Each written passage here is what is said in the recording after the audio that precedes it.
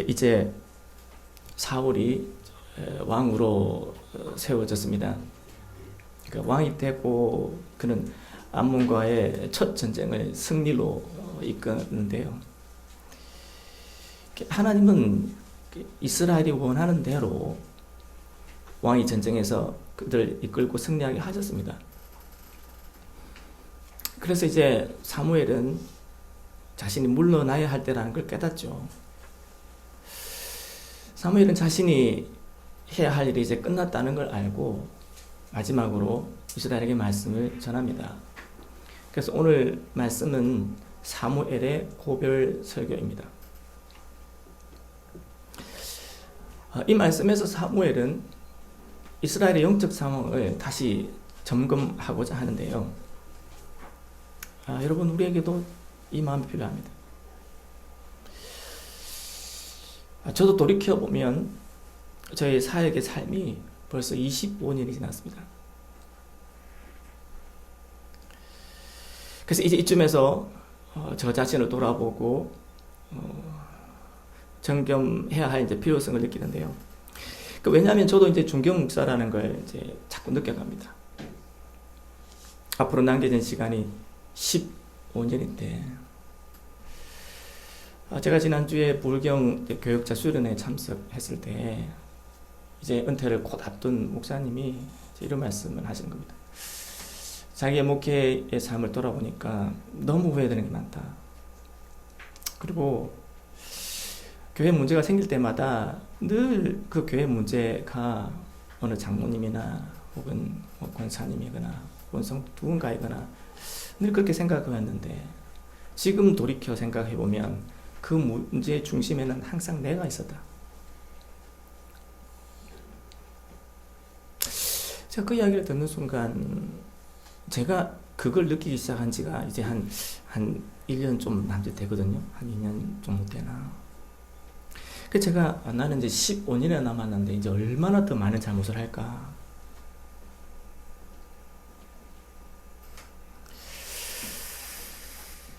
그동안 저는 얼마나 영적 진보를 이루었을까요?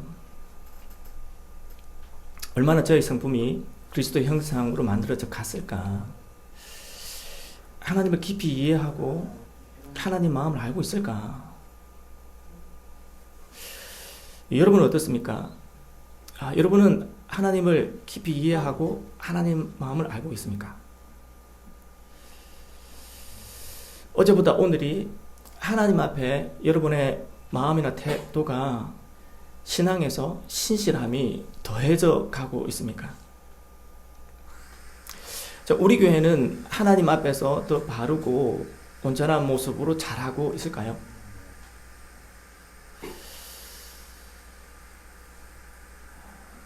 제게 주어진 시간이 빠르게 흘러가고 있고, 그건 아마 여러분도 마찬가지일 것입니다.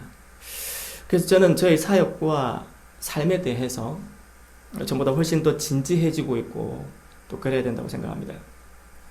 여러분도 그래야 됩니다. 혹시 여러분의 신앙이 자라기는커녕 되려 퇴보하고 있지는 않은지, 아니면 그 어떤 변화도 없이 정체되고 있지는 않는지, 여러분 대체 나의 영적 상태가 어쩐지를 여러분 돌아보셔야 됩니다. 내가 만약 그런 상태라면 왜 그런지, 이거 대체 뭔지를 고민해 봐야 되는 것이죠. 여러분, 자라지 않은 나무는 건축은 것입니다. 다 자란 성인이 다시 아이로 되는 법은 없죠. 그처럼 신앙도 마찬가지입니다.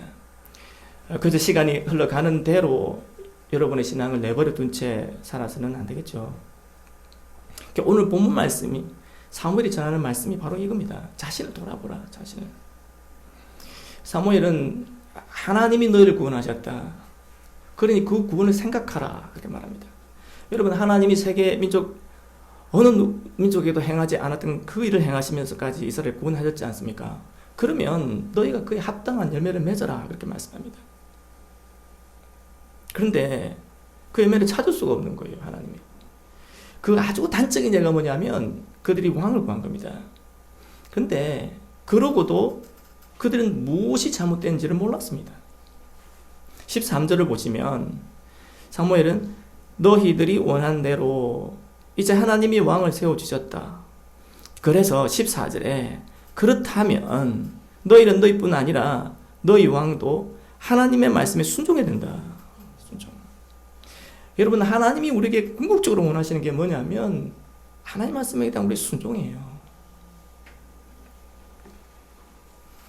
여러분, 우리는 항상 무엇이 옳은지 또 그른지를 생각하며 살 수밖에 없지 않습니까?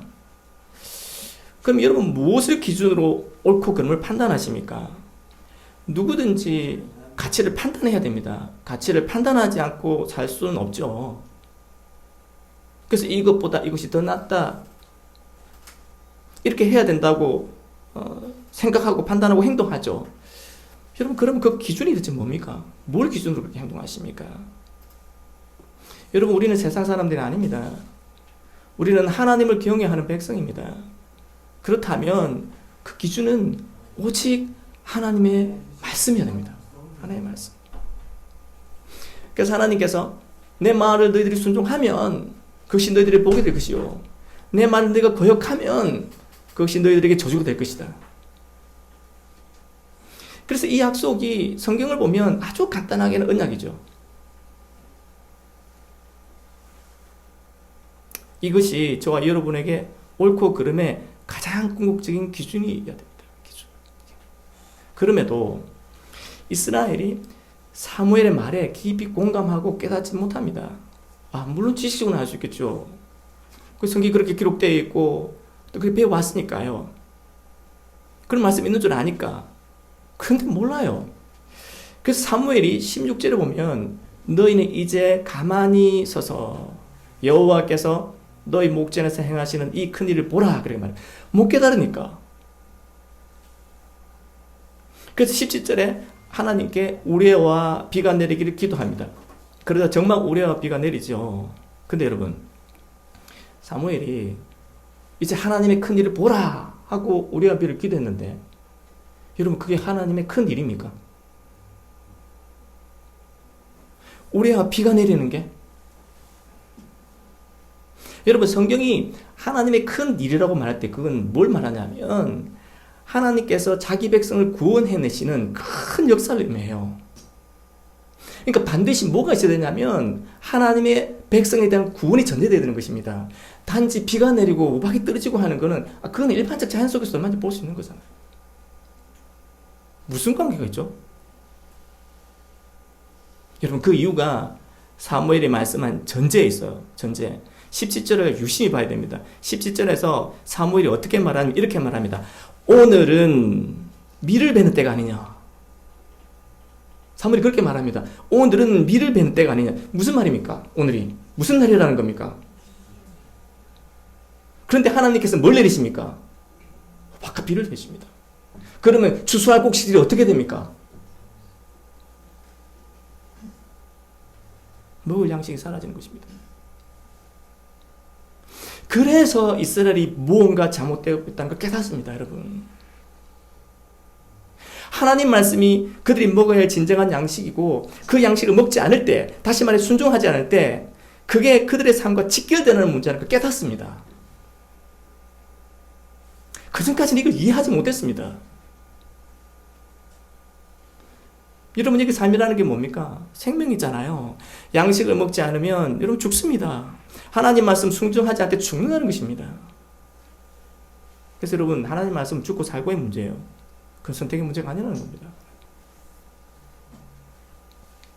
하늘에서 우박과 비가 쏟아지고 밀이 베는 날에 밀이 다 떨어지니까 그걸 보고 그제야 두려워하고 깨닫습니다. 그래서 19절에 그들이 이렇게 간구하죠.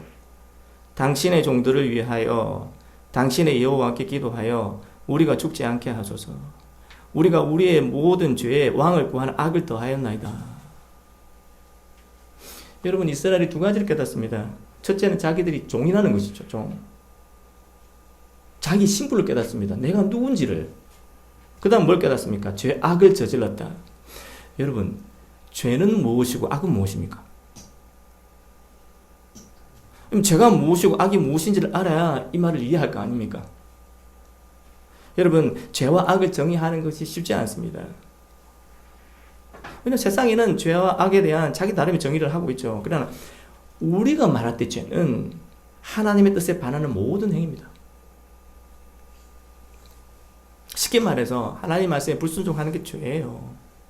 자, 이거는 그래도 우리가 이해가 쉬운데 악은 뭘까요? 악이 뭡니까? 이것도 이제 어려운 부분인데 그냥 간단히 말하자면 이겁니다. 나쁘다. 여러분, 누가 열심히 뭔가를 만들어 놨는데 그걸 막 훼손한다고 보십시다. 뭐 그 자체가 죄겠죠. 근데 그 동시에 그 훼손하는 그 모습을 보면서 악하다 말하죠. 우리는 악하다. 그래서 죄와 악은 아주 밀접해요. 그들은 하나님 말씀을 불순종한 죄 때문에 왕을 구하는 악을 더했던 겁니다. 근데 이게 이제 깨닫는 거예요. 이게 잘못이었다. 이게. 그래서 이 죄가 마땅히 죽어야 될, 심판받아야 할 죄다. 그래서 사무엘이 하나님의 큰 일을 보라 그랬던 겁니다. 하나님의 큰 일을 보라. 왜? 여러분, 죄를 지을 수 있지만 마음을 돌이킬 때 악이 사라집니다. 마음을 돌이킬 때. 죄가 악을 일으키지만 하나님은 그 악을 소멸하시는 불처럼 역사하십니다. 그래야 구원이 임하는 것입니다. 그래야. 하나님의 큰일이 역사하지 않으면 우리는 죄가 악을 일으키고 그 악이 다시 죄를 강화해서 그걸 계속 순환하면서 겪게 돼요. 그래서 여러분, 우리가 영적인 진보를 이루지 못한다면, 성장하고 있지 못한다면 하나님의 큰일이 우리에게 나타나고 있지 않기 때문이에요. 죄악을 깨닫게 하는 것은 오직 하나님의 큰일이 아니고는, 하나님 역사가 아니고는 깨달을 수가 없습니다. 우리는 죄를 짓습니다. 그렇지 않습니까? 그러나 하나님은 우리가 악으로 치닫게 하지 않으십니다. 대신 깨닫고 돌이키게 하시죠. 그럴 때 우리는 하나님의 위로의 말씀을 듣게 됩니다. 하나님의 위로의 말씀을. 두려워하지 말라. 두려워하지. 20절에 사무엘은 너희가 과연 모든 악을 행하였으나 여호와를 다른 데서 돌아서지 말고 오직 너희의 마음을 다하여 여호와를 섬기라. 두려워하지 마라. 사무엘 그렇게 말합니다. 이제 돌아서라. 괜찮다는 겁니다. 괜찮다. 왜? 이제부터라도 돌아서서 마음을 다해 하나님 섬기면 되지 않느냐. 항상 하나님 우리 그렇게 말씀하십니다. 항상. 괜찮아. 지금부터 돌아서면 되잖아. 여러분, 하나님 마음을 다해 섬기는 게 무슨 말일까요? 여러분, 섬긴다는 말은 원어로 아바드인데 제가 이 단어 중요해서 몇 번에 걸쳐서 제가 아바드라는 단어를 설명한 적이 있습니다. 이 말은 뭐냐면 종으로서 봉사한다는 것을 뜻하죠. 여러분, 이스라엘이 정확하게 깨달은 게 뭐냐면 우리 종이라는 거, 내가 종이라는 신분을 깨닫죠. 그래서 말씀하는 겁니다. 섬기라. 이제 내가 종됨을 알았다면. 근데 이 아바드라는 단어가 종으로서 섬긴다는 건데 뭔가를 봉사한다는 뜻인데, 근데 이 단어의 가장 중요한 핵심적인 의미가 뭐냐면 예배와 순종입니다. 예배와 순종. 하나님을 예배하고 하나님 말씀 지키는 것입니다. 그래서 우리가 진지하게 고민해야 될 지점이 이겁니다. 나는 하나님을 예배하며 순종의 삶이 어느 정도 성장하고 있는가? 성숙해져가고 있는가? 여러분 24절을 보십시오. 사무엘은 같은 말씀을 하면서 약간 다른 관점에서 반복하는데요. 너희는 여호와를 위하여 행하신 그 큰 일을 생각하여, 똑같이 큰 일을 이야기하죠. 그리고 오직 그를 경외하며 너희 마음을 다하여 진실이 섬기라. 진실이. 단어가 하나 덧붙여졌습니다. 뭐가 덧붙였습니까? 진실이. 다시 아바드, 섬기라고 말씀하는데 거기 진실이 덧붙여 강조. 여러분, 진실이 섬긴다는 말이 무슨 말입니까? 뭐 어떻게 해야 된다는 거죠? 여러분, 우리가 마음을 다해 하나님을 예배하고 마음을 다해 순종해야 된다는 건 알겠는데 진실이 된다는 건 뭡니까? 여러분, 내가 마음을 다하고 하나님 마음을 다해서 예배하고 하나님 말씀 지키는 것은 진실한 게 아닌가요? 여러분, 진실이라는 걸 단어로만 보자면 그냥 우리 식으로 보자면 거짓이 없다 뭐 그런 뜻이 되겠는데, 마음을 다해 드리는 자가 어떻게 거짓이 있겠습니까? 그래서 여러분, 여기 진실이라는 말은 두 가지 근원적인 뜻이 있어요. 그게 뭐냐면 진리와 신실이에요. 진리와 신실. 여러분, 진리는 지식이 있어야 됩니다. 하나님을 예배하는 것은 하나님 아는 지식이 있어야 돼요. 그게 진리로 드러는 것입니다. 우리가 하나님이 누구신지를 모르면 우리는 하나님을 잘못되게 예배합니다. 하나님 말씀을 순종하는 것은 반드시 하나님을 아는 게 전제됩니다. 그렇다면 우리는 어떻게 예배하고 어떻게 살아야 될까요? 정말 하나님을 알고자 하고 하나님의 뜻이 무엇인지 구하는 예배와 삶을 살아야 되는 거예요. 마음을 다해 예배하고 순종하려 해도 지식이 없다면 그건 방향을 잃어버리고 달린 것 같아요. 그렇다면 신실은 무엇일까요? 신실하다. 진리는 알겠는데 그러면 신실은 뭘까? 여러분, 하나님은 신실하십니다. 하나님은 무슨 말입니까? 변함없이 한결같으시다. 우리는 하나님을 신실하게 예배해야 되고 신실하게 말씀에 순종해야 됩니다. 여러분의 예배와 삶이 신실하십니까? 하나님을 향한 마음의 정함이 흔들리지 아니하고 하나님께 들어지고 있습니까? 사무엘은 하나님의 큰 일을 생각해서 오직 하나님을 경외하고 마음을 다하여 진실히 섬기를 말씀합니다. 여러분, 생각하셔야 됩니다. 생각. 진지하게 고민하셔야 됩니다. 누군가 여러분의 신앙을 대신해 줄 수 없습니다. 잘하고 성숙해 하는 건 여러분의 몫입니다. 그래서 저는 신앙의 상태 혹은 태도를 매우 중요하게 여기는데요. 여러분, 우리는 허물이 있고 죄를 짓습니다. 누구나 그래요. 누구나. 그러나 하나님의 역사는 우리를 악에 빠지지 않도록 그 속에서 단단하고 굳어져서 돌이킬 수 없도록 하지 않으신다는 것입니다. 그러나 만일 지속적으로 그 상태에 있다면 그건 큰일입니다. 신앙이 자라고 성숙하지 않는다는 건 중대한 문제입니다. 왜냐하면 그 자체가 악이에요. 그 자체가. 그래서 25절에 사무엘은 이렇게 경고하죠. 만일 너희가 여전히 악을 행하면 너희와 너희 왕이 다 멸망하리라. 성경은 이 실제 사례를 바로 이어서 13장에서 풀어가는데 오후에 그 실제적인 면들을 이제 볼 겁니다. 그런데 여러분, 우리가 마지막으로 아주 중요한 사실을 한 가지를 생각해야 됩니다. 이것만 보고 말씀을 맺겠습니다. 첫째는 하나님이십니다. 하나님. 22절을 보십시오. 하나님은 너희를 자기 백성으로 삼으신 걸 기뻐하신다 하셨습니다. 여러분, 하나님이 우리를 기뻐하십니다. 그리고 자기 이름을 위하여 자기 백성을 버리지 않는다 하셨습니다. 우리는 실수하고 넘어지지만 하나님은 자기 이름과 영광을 위해 자기 백성을 악에서 돌이키게 하세요. 그리고 반드시 그렇게 하고야 마시죠. 여러분, 이게 우리의 소망이어야 됩니다. 이게. 매를 좀 세게 맞아서 아플 때가 좀 있긴 하겠는데 그렇게 해서라도 하나님께서 결국 우리를 돌이키게 하십니다. 완전히 생명에서 떨어져 나가지는 않는다는 거죠. 그 다음은 하나님의 사람이에요. 하나님의 사람. 23절을 보십시오. 사무엘이 뭐라고 말하냐면 이제 자기가 떠난다 할지라도 뭘 하겠다고 말합니까? 너희를 위하여 기도하는 죄를 범하지 않겠다. 여러분, 기도하지 않는 건 죄입니다. 그리고 만약 기도하지 않고 있다면 죄를 짓는 거고 그 상태가 계속되고 있다면 그건 악한 거겠죠. 그러나 사무엘은 그렇게 하지 않겠다 약속합니다. 여러분, 우리에게는 기도하기를 쉬지 않고 교회와 교우를 위해 기도하는 이들이 있습니다. 그리고 사무엘은 선하고 의로운 길을 너에게 가르치겠다고 하셨습니다. 물론 이 역할은 저희 것이겠지요. 교인들을 위해 기도하고 선하고 의로운 길을 가르치는 것이 제 책무니까. 그럼에도 이것은 또한 우리 모두의 책임이기도 합니다. 우리는 서로를 격려하고 선하고 어려운 길에 대해 고민하고 생각을 나누고 마음을 정할 필요가 있습니다. 여러분, 여러분의 신앙은 어디에 와 있습니까? 얼마나 성숙하고 성장했습니까? 정말 예수 그리스도의 몸 되신 교회를 마음을 다해 섬기며 진실히 섬기십니까? 정말 말씀을 마음을 다해 순종하며 진실히 순종하십니까? 그렇게 자라가고 있습니까? 혹시 여전히 악한 상태에 머물러 있지는 않습니까? 괜찮습니다. 이제라도 그렇게 하면 됩니다. 지금도 늦지 않았습니다. 늦은 시점은 없습니다. 다만 늦어버린 나의 악이 있을 뿐입니다. 그것은 돌이키지 않는 마음의 태도이죠. 그러면 여러분, 저와 여러분이 오직 여호와 하나님 마음을 다해 진실히 섬기시기를 주님의 이름으로 축원합니다. 찬송하며 봉헌하시겠습니다.